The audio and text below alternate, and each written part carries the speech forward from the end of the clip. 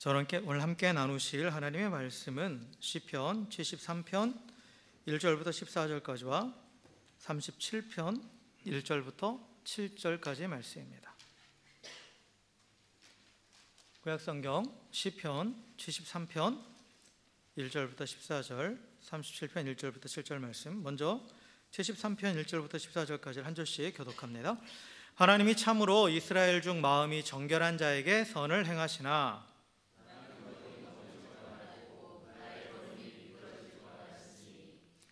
이는 내가 악인의 형통함을 보고 오만한 자를 질투하였음이로다.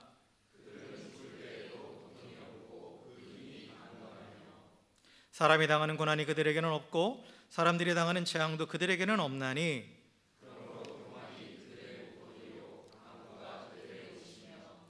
살찜으로 그들의 눈이 솟아나며 그들의 소득은 마음의 소원보다 많으며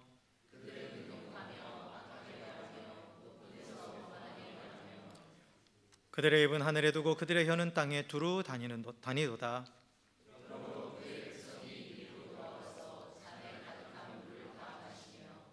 말하기를 하나님이 어찌 알랴 지존자에게 지식이 있으랴 하는도다.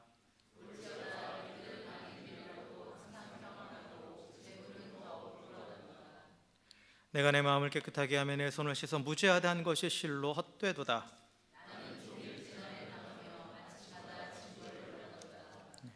계속해서 37편 1절부터 7절까지 말씀 읽겠습니다. 악을 행하는 자들 때문에 불평하지 말며 불의를 행하는 자들을 시기하지 말지어다.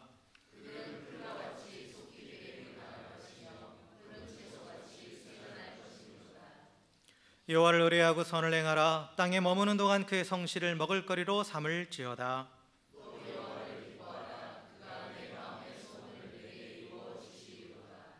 내 길을 여호와께 맡기라. 그를 의지하면 그가 이루시고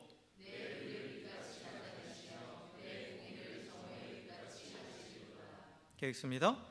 여호와 앞에 잠잠하고 참고 기다리라. 자기 길이 형통하며 악한 꾀를 이루는 자 때문에 불평하지 말지어다. 아멘. 아멘.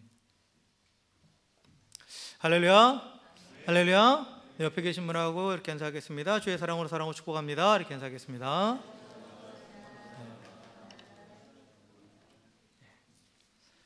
히터를 좀 오래 켜놓고 있어서 졸리시죠? 한번 잠을 좀 깨시고. 네. 자, 오늘 우리가 읽은 두 편의 시편의 말씀은 이 땅에서 악인이 형통하는 것처럼 보이고 또 의인이 고난받는 상황에 대해서 탄식하는 내용과 또한 그에 대해서 하나님의 백성이 어떠한 자세를 취해야 되는지 그것을 가르쳐주고 있는 내용이에요. 그래서 그 먼저 읽은 시편 73편은 아사벳이라고 되어 있죠. 아사벳이라고 되어 있어요. 아사벳이라는 사람이 어떤 사람이냐면 레이지파 사람으로서 당시 하나님을 예배하는데 그 찬양하는 찬양대가 있었어요. 근데 그 찬양대를 지휘했던 사람입니다. 그래서 누구보다도 하나님을 가까이에서 찬양했던 사람이에요. 그러니까 하나님을 잘 아는 사람이죠. 잘 아는 사람입니다. 그리고 이 아삽이 활동했던 시기는 이 다윗 왕 때부터 솔로몬 왕 때까지로 그렇게 추정을 해요.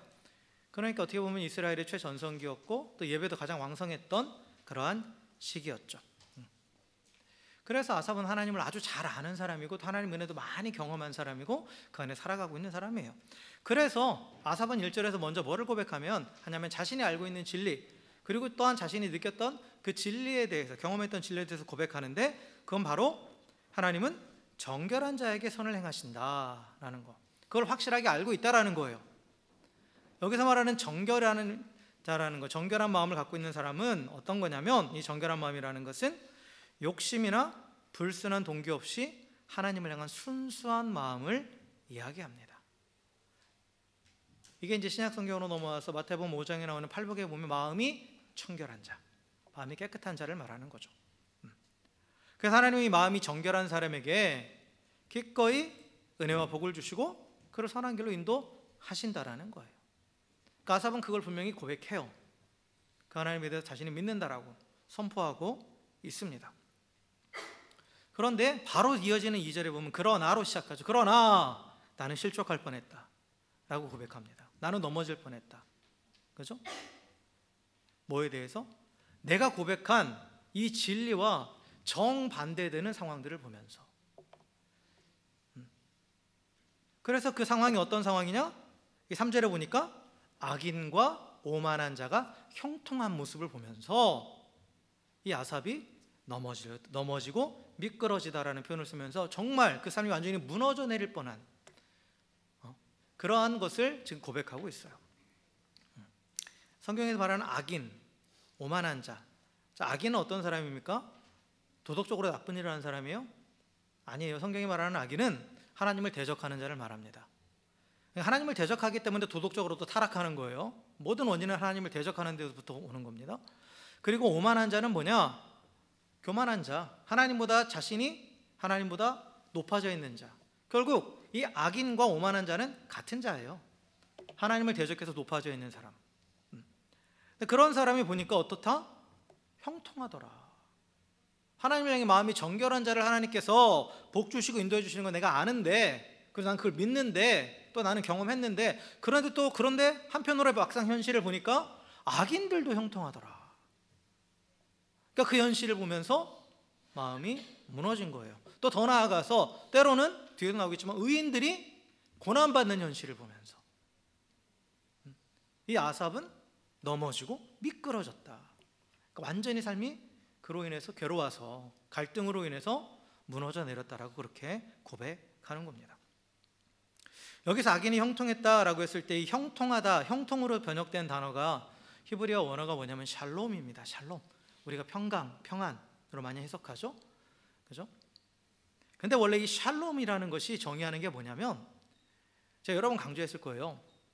창조주 하나님의 창조 원리가 그대로 그 삶 가운데 이루어지는 삶이 샬롬한 삶이에요.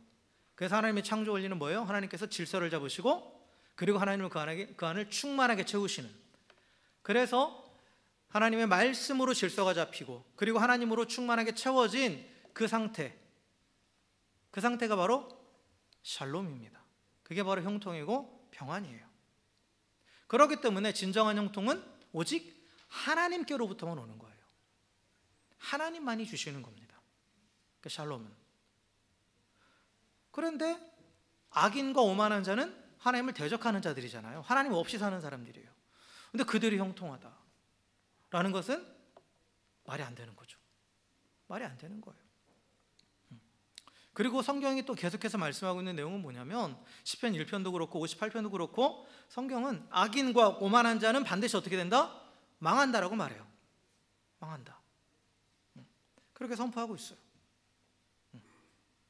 그런데 아삽이 바라본 현실에 대해서 이제 아삽이 쭉 오늘 읽은 본문의 4절부터 쭉 그 내용이 나오는데, 아삽이 이 현실을 바라보니까 저들이 분명히 악인이야. 하나님을 대적하고 거역할 뿐만 아니라 도덕적으로 타락한 그들이 오히려 건강하고 평안한 삶을 누리고 있더라라는 거예요.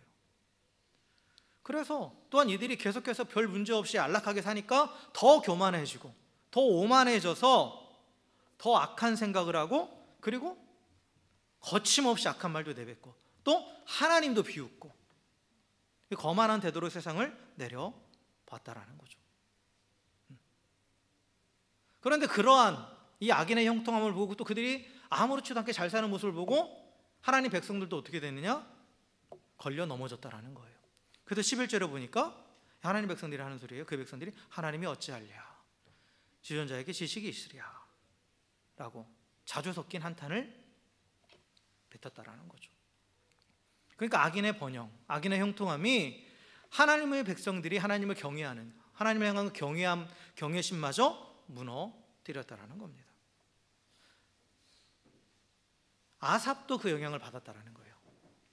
그래서 아삽도 내가 내 마음을 깨끗하게 하며 내 손을 씻어 무죄하다는 것이 실로 헛되도다 하고 낙심을 했어요.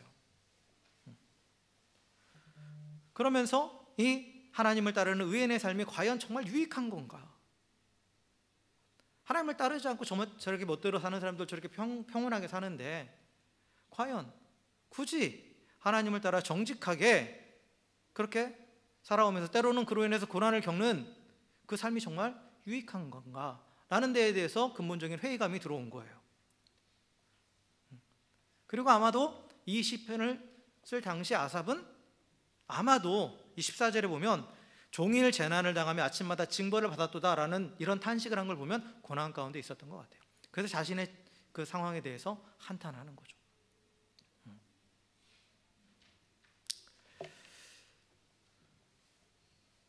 오늘 이 시편의 아삽의 고백, 또 아삽의 또한 탄식이 사실 꼭 아삽만의 것은 아니에요.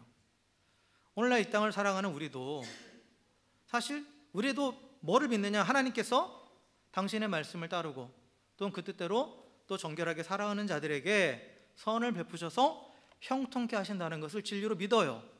그리고 그것을 고백합니다. 그러나 동시에 또한 아삽의 경험처럼 우리도 현실을 돌아봤을 때 정말 우리가 진리로 믿고 있고 이게 당연하다고 생각하는데 그 당연하지 않은 일들이 일어나는 거죠. 그것과 반대되는 상황들이 계속해서 목격된다라는 거예요.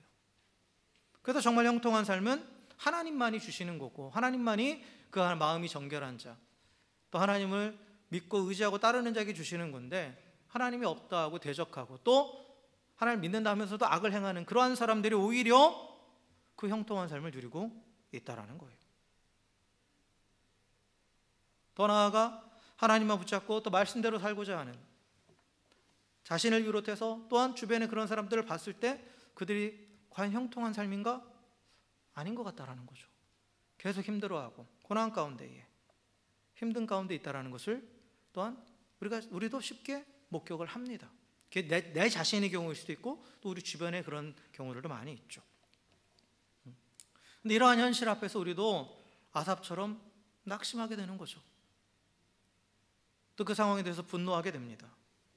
그리고 또한 이 악인이 번영하는 것을 그냥 놔두시는, 그리고 의인에게 고난을 허락하시는 하나님에 대해서 그 하나님이 정말 선하신 분인가에 대한 의문을 품게 되는 거죠.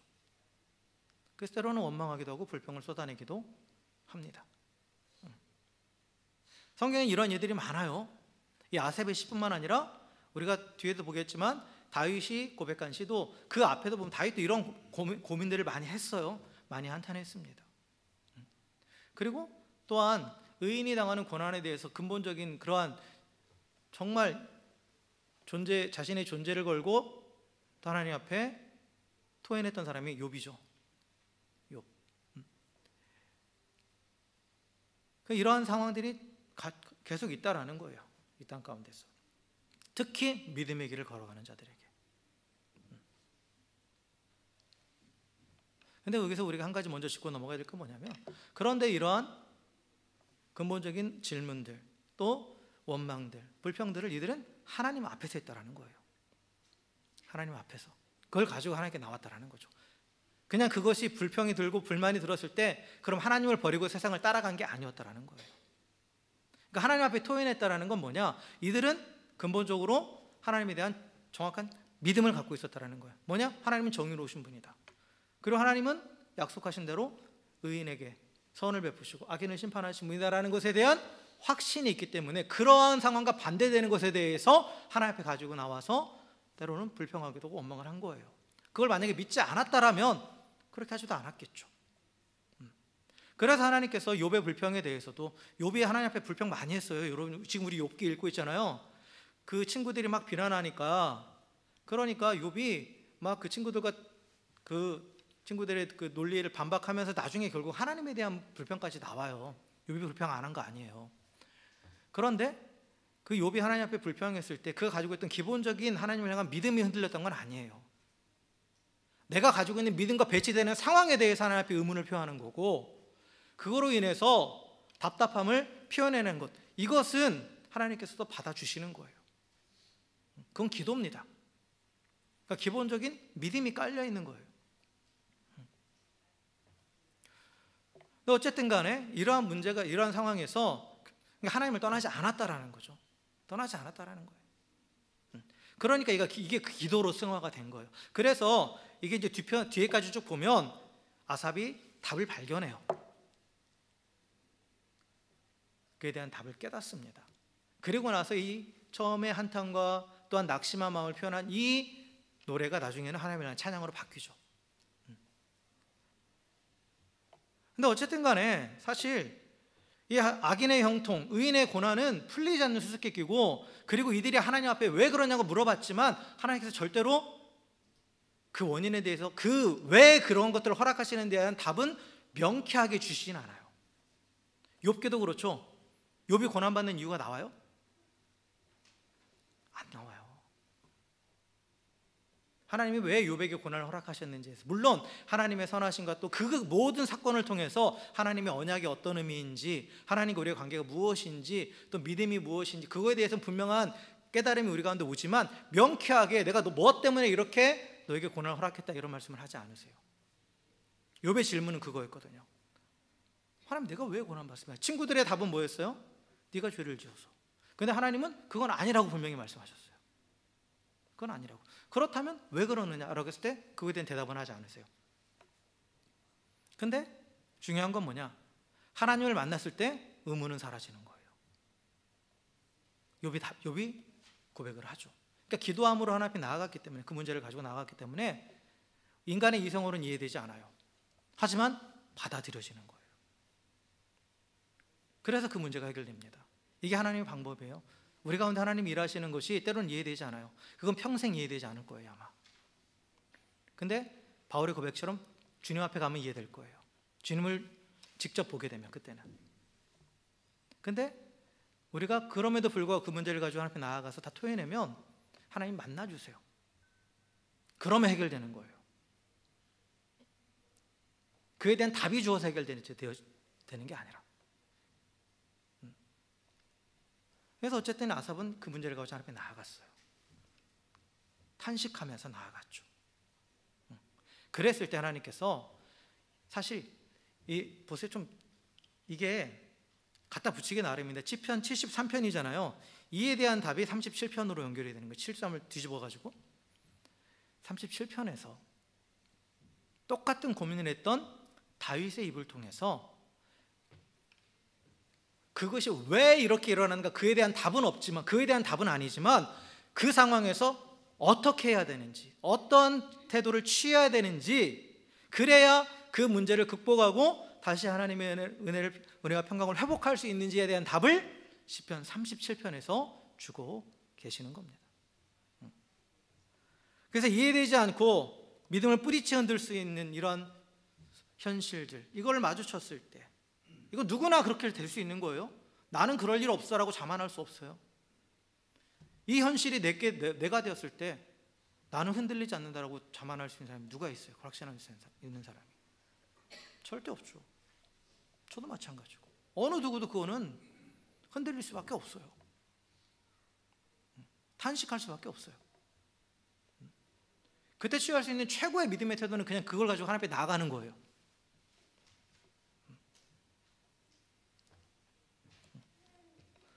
그런데 또한 하나님께서는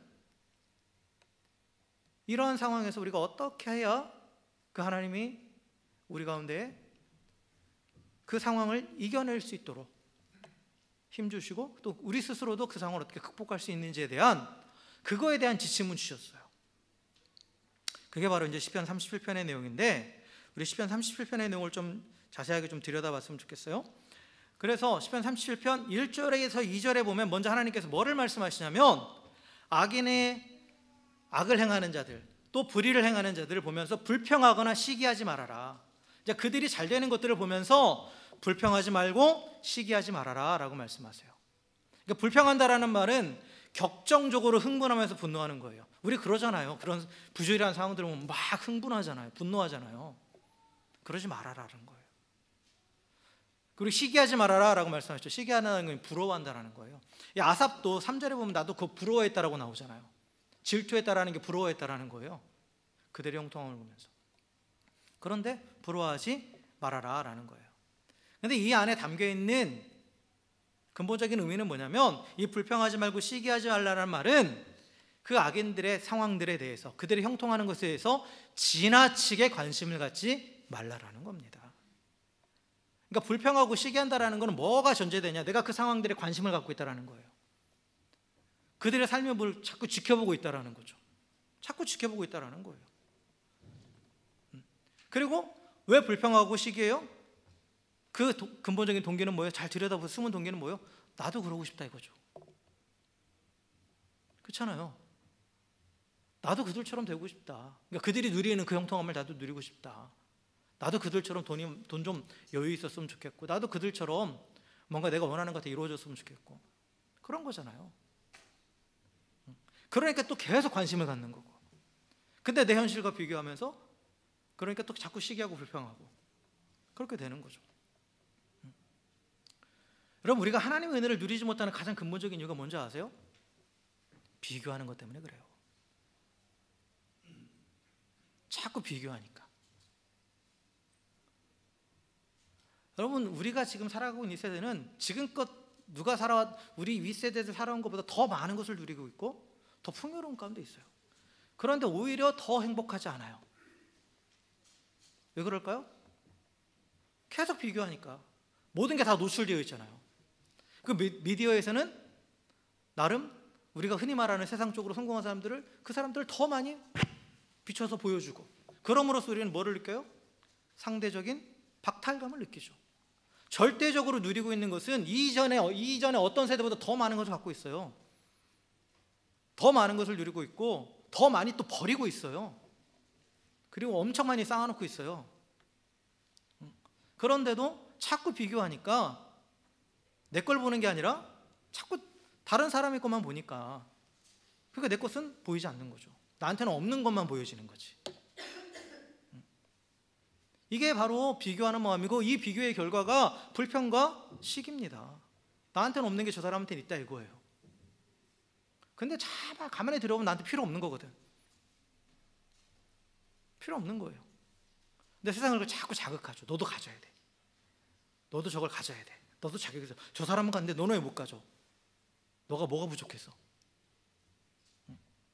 그렇게 자꾸 자극하잖아요. 그러니까 자꾸 시기하게 되고 불평하게 되고, 그래서 결국 이게 어디서부터 오느냐? 계속 쳐다보니까 오는 거예요.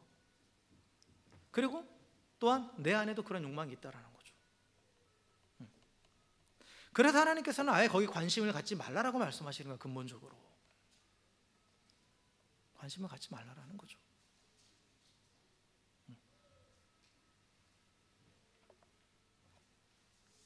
그러니까 관심을 가시니까 자꾸 그게 올라오는 겁니다. 그런 마음들이. 끊어버려야 돼요. 내가 의지적으로 끊어야 돼요. 누구 집은 뭐 방이 몇 개에다가 몇 개 더더라고요. 누구네 차는 어쩌고 저쩌고. 그럼 그 사람에게 하나님께서 필요하게 주신 거겠죠. 내가 필요하다라면 또 하나님께서 주시겠죠. 근데 이미 내게 주신 것은 안전에도 없고 자꾸 없는 것만 가지고 거기에만 집중하고 있으니까 불평하고 시기하게 되고, 나아가서 불평하고 시기하다 보면 그 사람을 닮아가게 돼요. 그들이 하는 행동을 나도 하고자 해요. 사람이 참 희한한 게 뭐냐면, 내가 저게 잘못된 거라고 막 욕하면서 나중에 다 똑같이 합니다. 그 가장 분명하게 드러나는 게 뭔지 아세요? 우리 대한민국의 가부장제적인 그런 가정에서 자란 남자들, 아버지가 어머니한테 하는 그러한 잘못된 모습을 보고 자식들에게 하는 그러한 잘못된 모습을 보면서 어렸을 때는 그렇게 욕하고 정말 나는 저렇게 되지 말아야지 하면서도 나중에 어떻게 돼요? 똑같이 하죠. 욕하면서 닮아간단 말이 있죠. 군대 가본 사람들도, 우리 군대 가봤던 남자들도, 내가 이등병 때 나는 저 고참처럼 안 해야지 해놓고 나중에 더 하죠. 그러니까 계속 그걸 보니까 그런 거예요. 계속 보니까. 그러니까 아예 관심을 차단하라는 거예요. 그러니까 하나님은 우리의 이런 마음을 잘 아시는 거예요. 그래서 일단은 아예 거기에 관심을 끊어라 라고 하십니다. 그리고 또 하나, 왜 불평하고 시기하지 말아야 되느냐, 그 중요한 것을 또 하나 가르쳐 주는 게 뭐냐면, 그 악행을 일삼는 자들은 어떻게 되냐면 풀처럼 속히 배임을 당하고 신선하고 푸른 채소처럼 곧 말라버릴 것이다. 자, 풀이 베어지면 아무리 지금은 푸르더라도 베어지면 뿌리 없는 풀은 금방 다 시들어버려요. 그리고 지금 아주 싱싱한 채소도 며칠 놔두면 다 시들시들해지는 거죠. 이건 뭐예요? 영원하지 않다라는 거예요. 그들이 누리는 형통함은 찰나라는 거죠. 찰나. 여러분, 성경은 우리에게 무엇의 가치를 얘기하냐면 영원이라는 것의 가치를 얘기합니다. 하나님 우리에게 항상 영원에 대해서 얘기하세요. eternity, 영원함에 대해서 얘기합니다. 이 땅에서 우리가 인생이 강건하면 80이요 뭐 그런가? 그게 잘 생각이 안 나네, 시편에 보면. 근데 어쨌든 간에 맥시멈 잡으면 120까지도 봐요. 그런데 이 120년 전의 시간이 되게 긴 것처럼 느껴지지만, 그러나 우리가 믿는 하나님 나라는 영원한 세상이에요. 영원에 비하면 이 120년이라는 시간은 정말 눈 깜빡하는 시간도 아닌 거예요. 이게 불교 용어가 찰나라는 거잖아요. 찰나. 아주 한순간도 안 되는 그거라는 거죠. 그러니까 그들이 누리는 그 형통함은, 이 땅에서 누리는 그 형통함은 찰나다, 한순간이다. 그런데 우리는 한순간만 사는 존재가 아니라는 거예요. 우리 그리스도인들이 믿는 건 뭡니까? 우리는 영원을 살아가고 있잖아요. 영생은 이미 시작됐다고 그랬죠. 예수 그리스도를 믿고 우리가 구원받은 그 순간 우리는 새로운 생명을 받았고, 그 생명은 영원히 지속되는 거예요. 그러니까 우리가 살아가는 영원이라는 시간에 비춰봤을 때 이 땅에서의 100년 아무것도 아니라는 거죠. 그렇기 때문에 그 찬란한 것이 그 한순간에 다 사라져 버린다라는 거예요. 그들이 누리는 형통. 이게 하나님의 이치입니다. 그래서 하나님 백성들에게 영원의 가치를 두고 영원한 삶을 살아가는 하나님 백성들이 잠깐의 악인의 형통함에 대해서 관심을 기울이지 말아라, 시기하지 말고 불평하지 말아라 라고 말씀하고 있습니다. 자, 그리고 나서 이제 3절에 보면 뭐를 말씀하냐면, 그럼 우리가 이 땅에서 어떻게 살아야 되냐? 여호와를 의뢰하고 선을 행하라 라고 말해요. 여호와를 의뢰하고 선을 행하라. 여기서 여호와를 의뢰한다라는 것은 trusting, 온전히 신뢰하고 맡기다라는 뜻입니다. 그래서 믿고 의지한다라는 뜻이에요. 그리고 선을 행한다라고 했을 때, 선을 행한다라는 건 뭐냐면 하나님의 뜻을 이루어가는 것, 즉 말씀에 순종하는 거예요. 그래서 사실 악인의 형통함을 보면서 우리는 많은 고민을 하게 됩니다. 내가 믿고 의지해야 될 게 뭘까? 내가 정말 하나님이 나의 하나님, 우리 하나님 되시고 다 책임지시는데 정말 끝까지 그걸 믿어도 되는 건가? 내가 과연 가만히 이렇게 있어도 되는 건가? 요즘 한국 주식시장 막 올라가던데 나도 빨리 투자해야 되는 거 아닌가? 막 비트코인 막 올라가면 막, 물론 그거 자체가 다 잘못됐다라는 건 아니에요. 근데 그게 우리 인생을 책임져 주는 건 아니잖아요.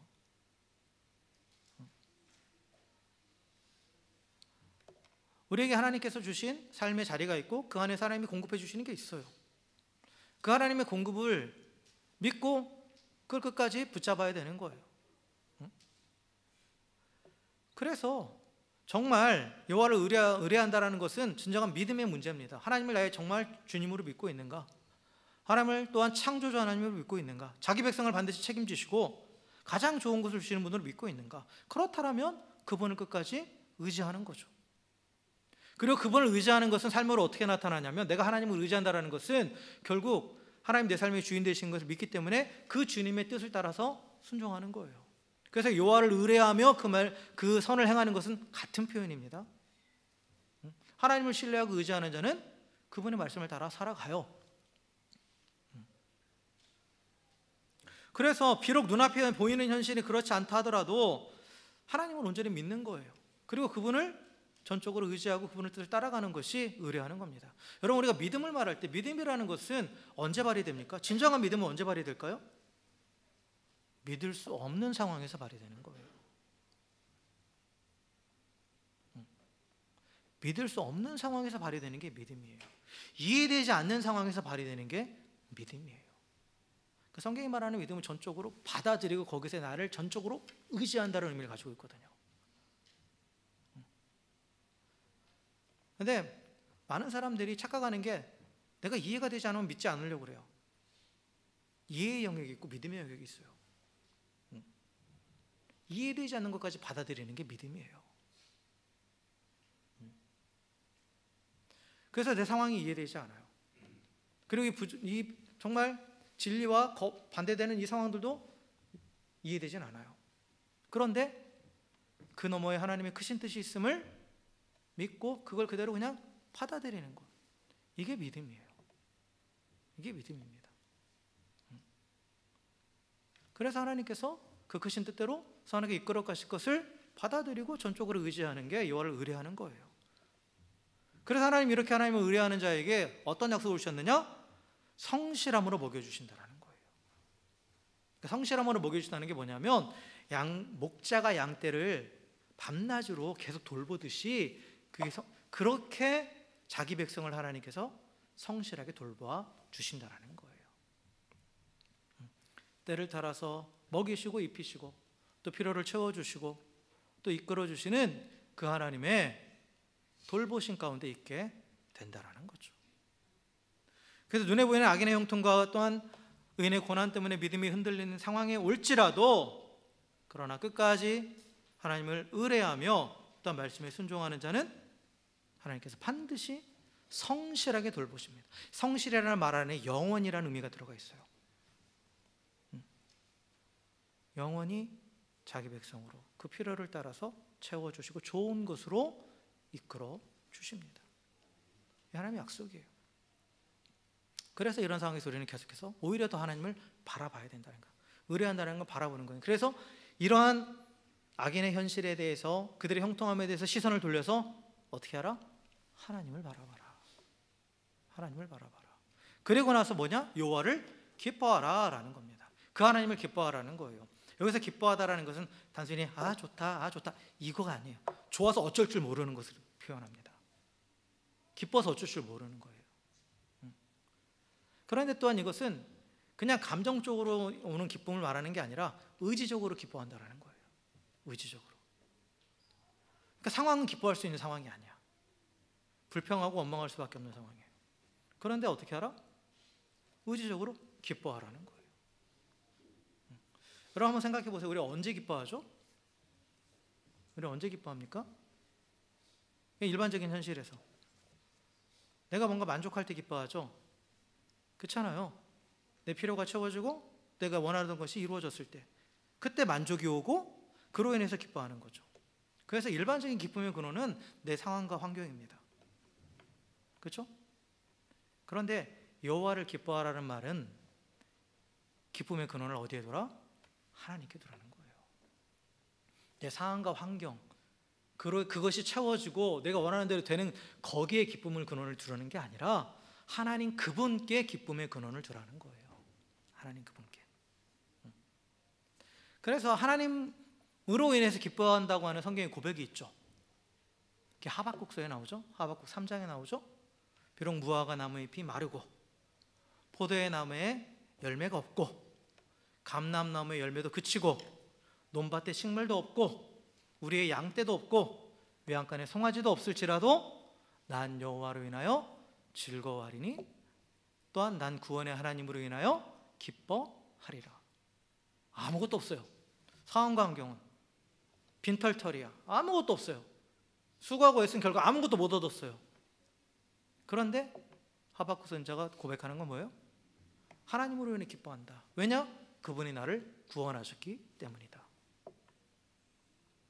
영원한 생명을 주셨고 영원한 만족을 주시는 분이시기 때문에 내가 주어진 상황이나 환경 그걸로 인해서 만족하는 게 아니라 누구로 인해 만족한다? 하나님으로 인해서 만족한다라는 거예요.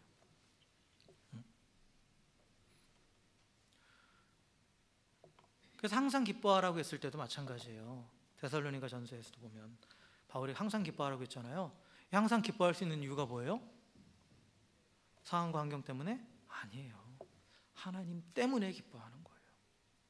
하나님으로 만족하고 기뻐하는 거죠. 그러니까 만족이 있을 때 기쁘다고 했잖아요. 근데 이게 이 원리를 잘 보셔야 돼요.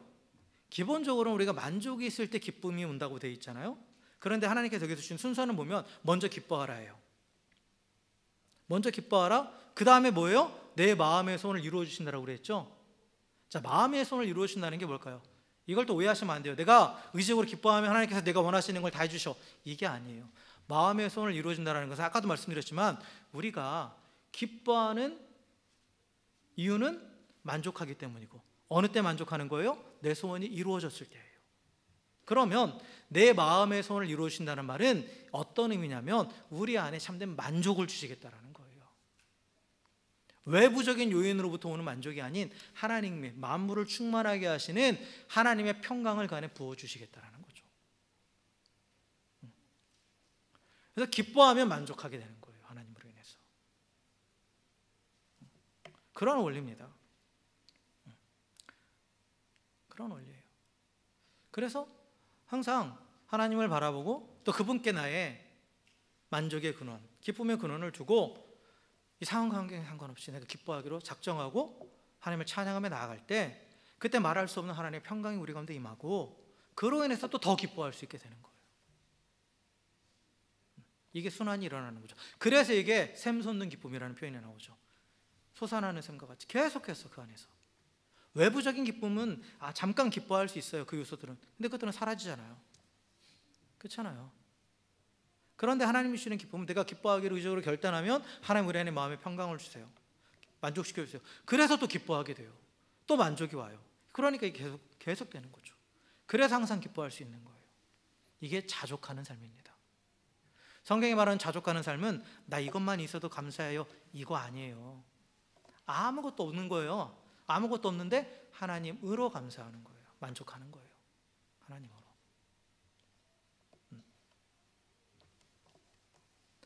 그리고 이 자족하는 삶 가운데 하나님이 정말 만족을 주시고 또한 참 기쁨을 회복시켜 주십니다. 그러면서 또 계속해서 우리가 어떻게 하라고 말씀하시냐면 우리의 길을 어떻게 하라? 여호와께 맡기라. 이제 맡기라는 거예요. 지금 내 상황 현실을 보면서 거기에 매이지 말라. 여기서 맡기라 또 의지하라라고 말하는데 맡기다라는 말은 이게 원어적인 의미를 보면 어떻게 보냐면 이게 산에 이렇게 위에서 돌을 굴릴 때 돌을 딱 놓잖아요. 굴러가게. 내가 이 돌 산 밑에 내려갈 때까지 끝까지 붙잡고 있지 않잖아요. 그것처럼 굴려버리라는 거예요. 내던지라는 거예요. 맡기다라는 거. 그러니까 내 의지로 뭔가를 하려고 하지 말아라 라는 거죠. 하나님을 전적으로 의지한다, 하나님께 맡긴다라는 건 그런 의미예요. 많은 사람들이 하나님을 의지하고 맡긴다라고 했을 때 뭐를 자꾸 하려고 하냐면 내가 끝까지 주도권을 쥐려고 그래요. 그래서 하나님께 맡기긴 하는데 방향은 내가 좀 가고 내가 좀 해볼게요. 내가 막 조종하려고 그러고. 그게 아니라 그것조차도 노라는 거예요. 그것조차도 노라는 거예요. 그냥 돌이 굴러가게 하듯이 그냥 놔버리라는 거예요. 내가 할 수 있는 최선은 다 하죠. 그러나 그 결과에 대해서 내게선 떠났다예요. 내게선 떠났다. 어떻게 할 수 없는 거죠. 그러니까 힘을 빼는 거예요. 쉽게 말하면 힘 빼는 거. 사람이 제일 힘든 게 힘 빼는 거잖아요. 운동할 때도 제일 힘든 게 뭐예요? 힘 빼는 거예요. 테니스 칠 때도 그런 얘기예요. 힘 빼는데 10년이라고. 저는 10년 넘었는데도 힘이 안 빠져요. 자꾸 내가 뭔가를 해보려고 그래요. 특히 뭐 라켓 스포츠나 이런 거 보면 라켓의 힘을 이용하라고 하는데 골프도 그렇죠. 힘 주고 있다가 갈비뼈 나가잖아요. 뒷땅 쳐가지고. 힘 빼는 게 근데 제일 어려워요. 사실 힘 빼는 게. 우리는 조금만 일말의 여지만 있어도 내가 뭔가 붙잡으려고 그래요. 다 놓아버리는 게 잘 되지 않아요. 근데 하나님은 다 놓으라고 말씀하세요. 다 놓으라고. 다 놓으라고. 그러니까 우리가 완전히 놓아야 하나님이 잡고 가실 수 있는 거예요. 내가 끝까지 잡고 있으면 하나님 그냥 그래. 오늘 존중하시니까 그걸 억지로 빼앗아 가지는 않으시거든요. 그래서 이 악인이 형통하는 현실을 보면 더 힘이 들어가겠죠. 사실 더 막 어떻게 해보고 싶고. 근데 그럴 때일수록 오히려 어떻게 하라? 더 힘을 빼라. 더 놓아라 라고 말씀하시는 겁니다. 그러면 하나님께서 어떻게 하신다? 내 의를 빛처럼 나타내시고 내 공의를 종의 빛같게 하시리라 라고 말씀하시죠. 이건 어떤 의미냐면 사실 악인이 형통하고 의인이 고난당하는 상황에서 의인이 억울한 상황에 처하는 거예요. 그러니까 이런 상황에 처했던 사람이 바로 욥이거든요. 욥이 고난을 당할 상황을 보면서 욥의 친구들은 계속 욥을 정죄했죠. 욥이 계속 정죄했어요. 너 죄 때문에 그런 거야. 여러분 지금 우리 욥기 읽고 있는데 보면 욥의 친구들이 욥을 정죄하는 내용들이 점점 더 강해져요. 신랄하게 바뀝니다. 그래서 욥이 하지도 않은 아주 파렴치한 죄까지 지었다라고 말해요. 그렇게 정죄해요. 그러니까 욥도 더 막 독이 오르죠. 막 이 논쟁하는 그 욥기는 그 관점에서 보시면 재밌는 거예요. 그런 관점에서 보면 점점 심해져요.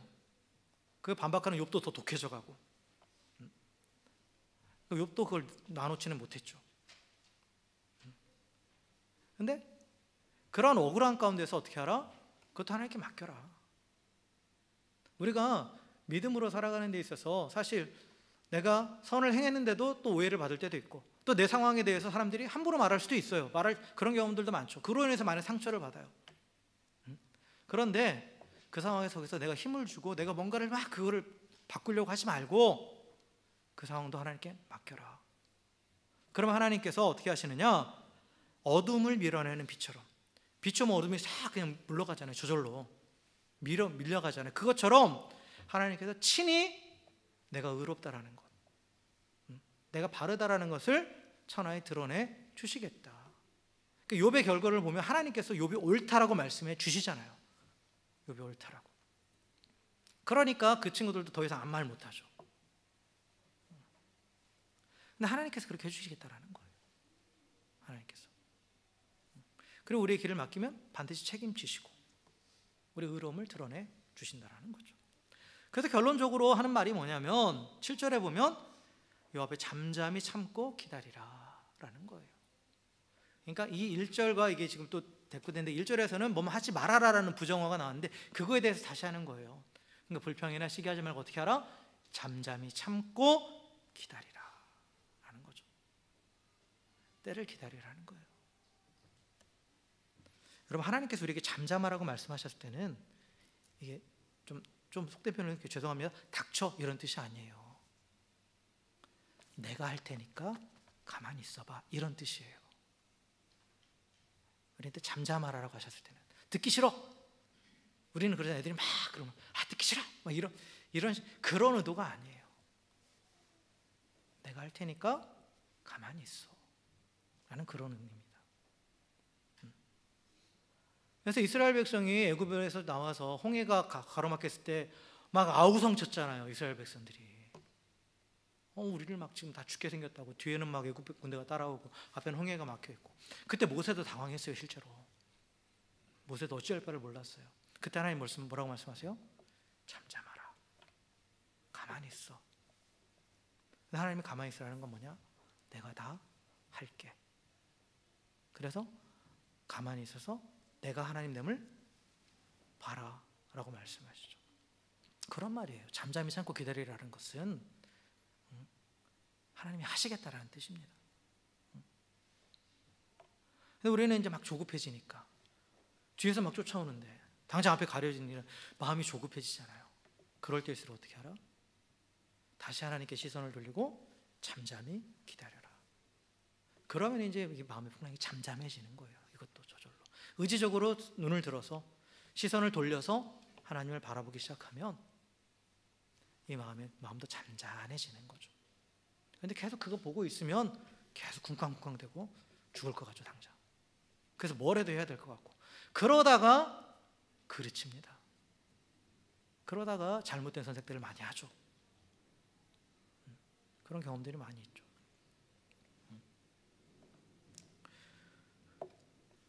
그래서 우리는 이런 상황에서 결론적으로는 뭐냐? 그 이유에 대해서는 이해할 수 없어요. 다시 말씀드리지만 왜 이러는지에 대해서는 우리는 이해할 수 없습니다. 다만 의인의 고난은 분명한, 또한 하나님께서 우리를 연단시키는 과정이라는 그런 의미는 분명히 우리 가운데 있어요. 그로 인해서 우리가 더 하나님과 관계가 깊어져 가고 또 그것이 우리에게 유익이 되기 때문에 허락하시는 건 분명히 있습니다. 하지만 명확하게 왜 이런 일이 나에게 벌어진다라고 했을 때는 우리가 그거에 대해서는 답은 할 수는 없어요. 하나님도 그에 대해서는 우리에게 명확하게 말씀해 주시지 않아요. 왜냐? 말씀해 주셔도 지금 당장 이해할 수 없으니까 그런 거예요. 우리 육신의 한계가 있고 우리 지식의 한계가 있고 우리 생각의 한계가 있기 때문에 그러니까 말씀해 주시지 않는 거예요. 그러나 주님 앞에 서게 되면 그때 가면 다 깨닫게 된다는 거예요. 그대로 하나님의 뜻이 내 안에 그대로 전달되기 때문에 그때는. 그래서 누군가의 고난에 대해서도 함부로 해석해 주려고 하지 마세요. 우리가 그때 할 때는 해야 될 건 뭐냐? 공감해주고 위로해주고 함께해주는 거예요. 그거가 우리가 해야 될 일이지, 욥의 친구들처럼 너의 고난은 이것 때문이야 라고 함부로 판단을 내려줘도 안 됩니다. 어쨌든 간에 그거에 대해서 명확한 답은 오지 않지만, 그러나 하나님이 이러한 마음을 가지고 하나님 앞에 나아갔을 때 만나 주신다라는 거예요. 그리고 잠잠히 하나님을 구하면 하나님께서 찾아오셔서 위로해 주시고 힘을 주신다라는 거예요. 그러면 해결된다라는 거예요. 그걸로 해결된다라는 거예요. 그 문제 자체는 더 이상 문제가 안 된다라는 거죠. 그러니까 하나님께서 우리에게 문제를 해결하시는 방법이 뭐냐? 그 문제에 대한 명확한 해결책을 주는 게 아니라 하나님이 오셔가지고 문제가 더 이상 문제되지 않게 하시는 거예요. 그러니까 세상의 방식은 이해가 안 되는 거죠. 뭔가 이 문제에 대해서 A, B, C, D 해갖고 쫙 단계적으로 그 절차가 딱 그 해결책이 나와야 되는데, 그게 아니라 그냥 하나님 만나주시니까 이거 아무 문제 아니네, 이렇게 돼버린다라는 거예요. 이러한 방식이 언제 일어나느냐? 잠잠히 하나님을 바라볼 때, 그 앞에 모든 걸 내려놓고 나아갈 때, 그게 하나님이 자기 백성에게 임하셔서 자기 백성을 먹이시고 인도하시는 방식입니다. 자, 말씀을 정리하겠습니다. 사랑하는 성도 여러분, 혹시 지금 악인의 형통함 앞에서 마음이 무너져 있지는 않습니까? 내가 정직하게 살아가는 것이 손해처럼 느껴지고, 또 믿음으로 또 선을 행하는 것이 헛되게 느껴지지 않습니까? 그로 인해서 마음에 탄식이 일어나고 또 낙심되지 않습니까? 기억하십시오. 하나님은 우리의 그런 마음도 다 아십니다. 그리고 우리의 그런 탄식도 다 듣고 계십니다. 우리의 그런 답답함을 가지고 하나님 앞에 나가 솔직하게 토해내십시오. 그러면 하나님께서 우리 신임의 귀를 기울여 주십니다. 그런데 그냥 원망하고 한탄하고 그 자리만 머물러 있는 게 머물러 있는 게 아니라 하나님께 가지고 나오셔야 돼요. 나오십시오. 그럼 하나님 만나 주십니다. 그리고 시선을 돌리십시오. 악인의 형통함을 부르면서 거기에 꽂혀 있지 마시고 하나님을 바라보고 또 하나님을 의뢰하십시오. 그리고 또한 진정한 기쁨의 근원이 하나님께 있음을, 그리고 우리에게 참된 만족을 주시는 분은 하나님이심을 고백하면서 또 그 하나님으로 인해 기뻐하기로 결단하십시오. 결단해야 되는 거예요. 우리에게는 기뻐할 수 있는 가장 큰 이유가 있어요. 구원받았다라는 거, 영원한 생명을 얻었다라는 거, 그 창조주 하나님이 내 아버지 되신다라는 거, 그것만으로도 우리는 기뻐할 이유가 차고 넘칩니다. 기뻐하기로 결단하고 그 하나님께 모든 걸 맡기고 의지하십시오. 그리고 잠잠히 그리고 참고 기다리십시오. 지금 눈에 보이는 의인의 고난이 전부가 아닙니다. 또한 악인의 형통도 그게 전부가 아니에요. 하나님은 반전시키시고 역전시키시는 분이십니다. 그 하나님이 개입하시면 그 상황들은 반드시 역전이 되는 거예요. 그 하나님이 나서시면 누가 진정으로 복받은 자인지가 다 드러납니다. 하나님은 악인의 오만함을 비웃으시고 또한 그들이 악한 자들이 휘두르는 그 칼이 그 스스로를 찌르게 하십니다. 그러한 심판이 있을 것이고, 설사 지금 이 땅에서 그러한 심판이 보이지 않는다 하더라도 그게 끝난 게 아니죠. 아까도 말씀드렸지만 이 땅에서의 시간은 찰나입니다. 그러나 그 뒤에는 영혼이 있고, 그 영혼에 들어가기 전에 뭐가 있습니까? 심판이 있어요. 그 영혼의 삶을 결정하는 심판이 있습니다. 그래서 모든 사람에게는 완전하고 영원한 심판이 예비되어 있죠. 그래서 마지막 심판 자리에서는 분명히 죄도 드러나고 선도 드러나요. 다 드러납니다. 이 땅에서 그 심판을 받지 않았더라도 그 마지막 심판 자리에서 그 죄가 다 따라와요. 따라옵니다. 또한 이 땅에서 인정받지 못한 선한 행위도 다 드러납니다. 하나님 앞에서. 그래서 주님이 오시는 그날이 되면, 그 마지막 날, 우리 왕이신 예수님께 다시 오시는 그날에 하나님께서는 고난 가운데 있던, 설사 이 땅에서 어떠한 것도 누리지 못하고 눈물만 흘리고 갔다 하더라도 그 모든 눈물을 닦아주시고 또 모든 것을 바로잡아 주십니다. 그래서 이 땅에서 악을 행하면서 형통함을 누리던 자들은 하나님의 진노의 심판을 받아서 영원한 죽음에 이르게 되고, 고난 중에도 묵묵히 인내하면서 그의 길을 따른 자들은 하나님께서 신원하여 주십니다. 그 모든 것들을 다 드러내 주시고 영광을 얻게 하십니다. 사랑하는 성도 여러분, 오늘도 우리 현실은 때로는 정말 이해되지 않는 상황에 찾아올 수도 있어요. 지금 그 가운데 있을 수도 있어요. 하지만 믿음이라는 것은 이해되지 않는 가운데도 그 상황을 하나님이 주관하고 계심을 믿고, 결국은 하나님께서 내게 가장 좋은 것을, 그리고 영원한 것을 또한 주실 것을 믿고 받아들이는 겁니다. 그래서 그 믿음을 가지고 어떠한 상황에서도 흔들리지 않고 그 하나님, 우리를 성실하게 먹이시는 그 하나님을 신뢰하시길 주의 이름으로 간절히 축원합니다.